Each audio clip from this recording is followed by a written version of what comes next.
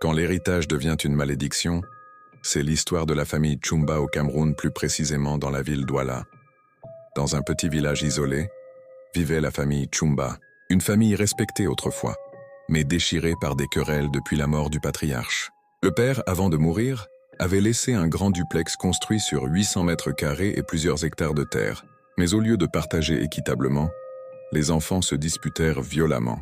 L'aîné, Samuel, voulait tout garder pour lui. La cadette, Esther, réclamait sa part pour nourrir ses enfants. Et le benjamin, David, disait que les terres étaient maudites, qu'il fallait tout vendre et quitter le village, puisqu'il avait pour ambition d'immigrer pour le Canada. Mais c'était sa stratégie pour accaparer de tout.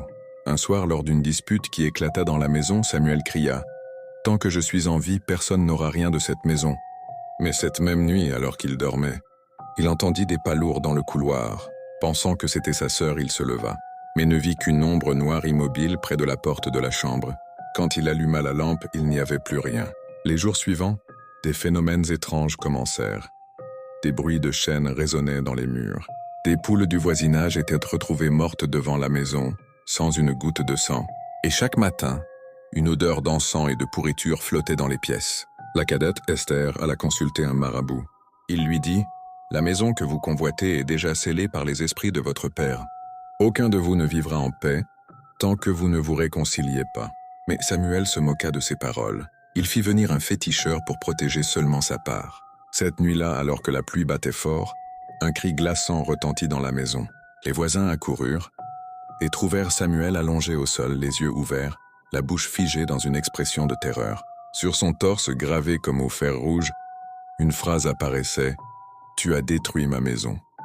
La querelle ne s'arrêta pas là. Esther, prise de peur, déménagea avec ses enfants. Mais quelques semaines plus tard, son fils aîné tomba malade mystérieusement. Il refusait de manger, parlait seul la nuit et répétait les mêmes mots que son oncle mort. « La maison est à moi.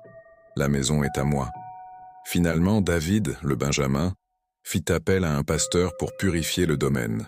Lorsqu'ils entrèrent dans la maison pour prier, un vent violent souffla à l'intérieur, toutes les portes claquèrent. L'enfant d'Esther poussa un hurlement et s'effondra sans vie. À cet instant, le pasteur recula, effrayé, et déclara « Ce lieu n'appartient plus aux vivants. » La maison fut abandonnée. Aujourd'hui encore, personne n'ose y entrer. On raconte que la nuit, on entend les voix de Samuel et de l'enfant répéter en chœur « La maison est à nous, pour toujours. » Les querelles de famille peuvent coûter plus qu'un héritage. Parfois, elles coûtent une vie. Tu aurais osé entrer dans cette maison? Abonne-toi pour d'autres histoires sombres.